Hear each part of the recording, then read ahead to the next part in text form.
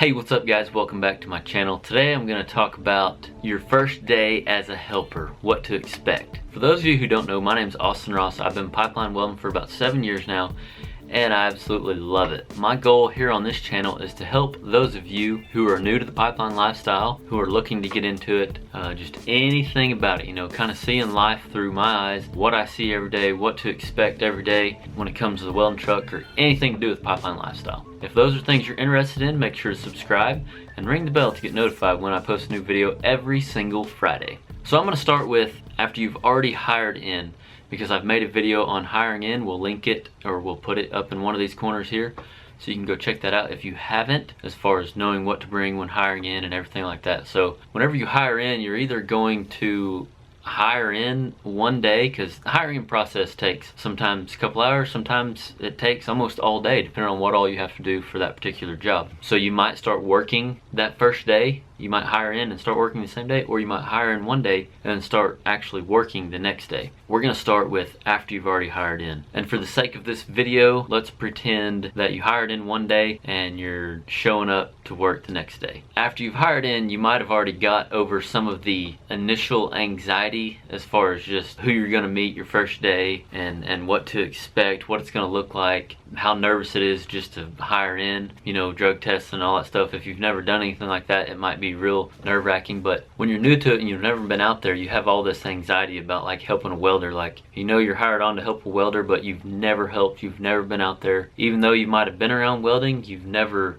you've never had to grind a bead for a welder, or you've never had to, you know, roll up a truck, you've never had to get to know somebody, and you don't know how they're going to react. You've heard all these rumors about, you know, mean welders, welders that are buttholes, welders that are grumpy, welders that talk down upon you and stuff, or like maybe don't talk at all, they're just grumpy or whatever. You know, you got all this anxiety about this welder that you're going to help, and like you don't know how to react. So my first piece of advice is just breathe. The number one thing I suggest besides breathing is to show up to work early, because that's going to help you be confident in knowing that if there's traffic that day, or you know, if something goes wrong with your vehicle on the way to the yard, or whatever the case may be, you have peace of mind that you're still going to be to work on time. Pack your lunch, because you're going to be out on the right of way. Chances are you're not going to be able to go get lunch. Some jobs you might have that option, but you definitely don't want to count on it, because 80-90% of the time you're going to have to eat in the truck on the right of way. So have lunch, have snacks, have coffee. Obviously be wearing the proper clothing, you know, your steel toe boots nowadays, your long sleeves, because you're going to be around welding and cutting, you know, grinding, so you want to be wearing long sleeves. As far as your hard hat, your gloves, and your safety glasses, most contractors are supposed to supply your PPE, which is gloves, hard hat, and safety glasses. So you shouldn't have to worry about that, especially being in the union. Some non-union contractors may not supply that stuff, but it all depends on the job. But I definitely wouldn't worry about that if you're going to do pipeline work. But these are questions that you can obviously ask whoever you've talked to get this job. You know, ask them those questions.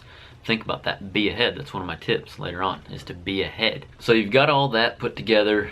You've got everything you need. You've showed up at the yard. And another thing that I just thought of here is, usually, especially being in the union, and on most of the non-union jobs that I worked, you would show up to the yard first every day.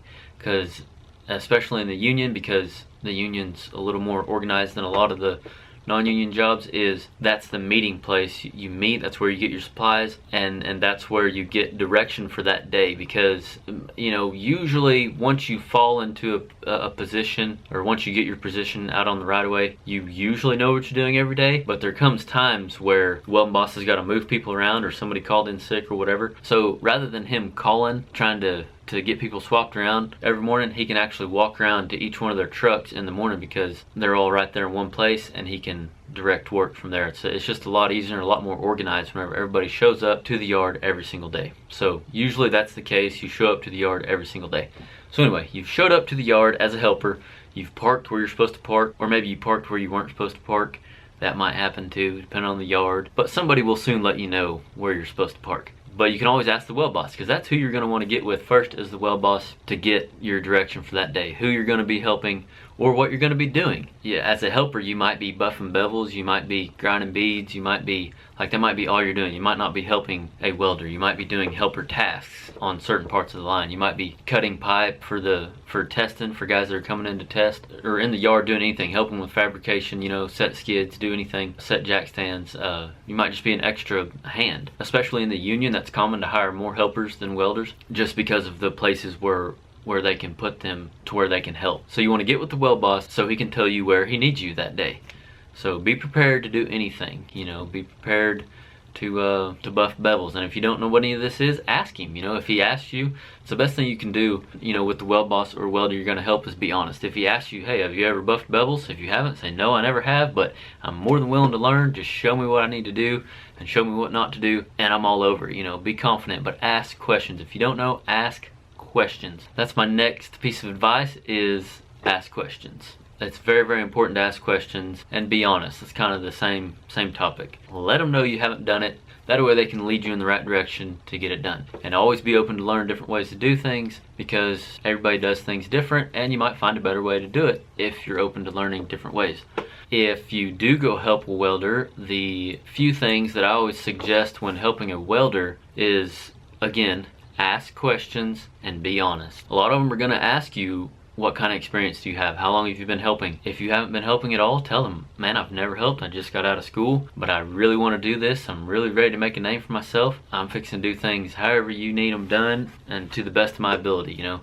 And ask them how they like things, you know, ask them how they like their bead ground. If you're nervous to run the grinder a little bit, like say it's a bigger grinder than what you're used to, say, man, I'm a little bit nervous. Can I start out with this 7-inch and then I'll work my way up to that 9-inch grinder, or whatever the case may be. The more you ask questions and get to know your welder and get to know how they like things done, the more you're going to get used to doing things that way. When it comes to grinding the bead, a lot of you might be nervous about grinding the bead. You don't want to grind too much. Grind a little bit. Ask him, say, can I be way more aggressive, or is this all you need? Just a little at a time, you know. If it gets blue, that's bad. You don't want it to get blue. That means it's thin. Grind your little heart out, and then if it gets blue, look at him, be like, dude, I think I messed up, because it can always be fixed.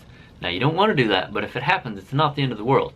Don't stress about it. Don't worry about it. The neat thing about fabricating anything, whether it's wood, pipe, or anything, is you cut it to make it fit. You can cut it out and put another piece. Yeah, it costs money, but it can always be fixed. Just remember that. It's not the end of the world. Don't stress out, but you definitely want to ask questions. You can avoid a lot of this, and that's what I want to help you do, is avoid a lot of this just by asking questions. And don't be afraid to fail, because if you mess up on something, you're going to remember that better anyway. So just get all that out of the way. Just get all that messing up out of the way. But you can avoid a lot of it just by asking questions and being honest. A lot of welders are going to be more than willing to help you anyway. Just dive in and do your best. Have respect for your welder's truck. If you are helping a welder, you know, remember that you're a guest in his truck. If you've watched some of my helper videos, don't take that to heart. Don't go in a job, you know, telling people, I watched Austin's videos, I know what I'm doing. Don't be arrogant, because those aren't like a for sure. That's why I stress so much in a couple of those videos to ask questions and adapt to your welder. You don't ever want to overstep your bounds, and you just want to ask questions. Every welder's different.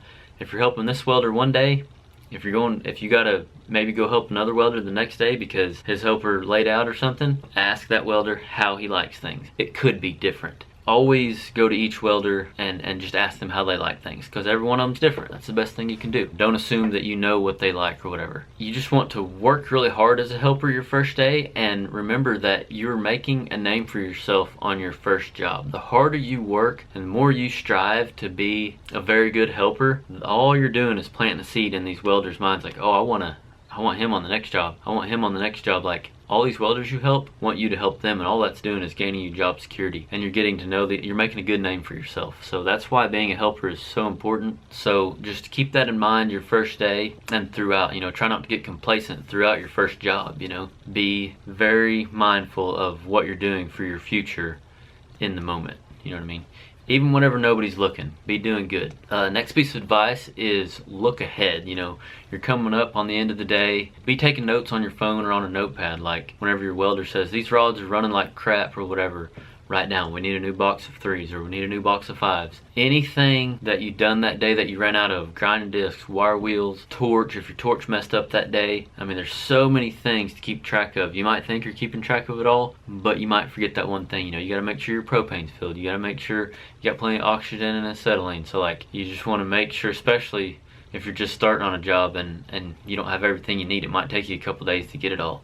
But take notes on your phone or on a notepad of things that you need that next day. And that comes full circle to showing up to work early. When you show up to work early, you have time to ask your welder what they need, look through the boxes, make sure you're not forgetting anything, check the oxygen, check the acetylene, check the propane, make sure everything's full, make sure you got everything you need, mud board, hillside board. I mean, there's tons of things that are easy to forget, so take note of them and be ahead. You want to think ahead. That's going to pay off tenfold. So that way when you get out to the right of way, your tying man or your pipe man's not waiting on you.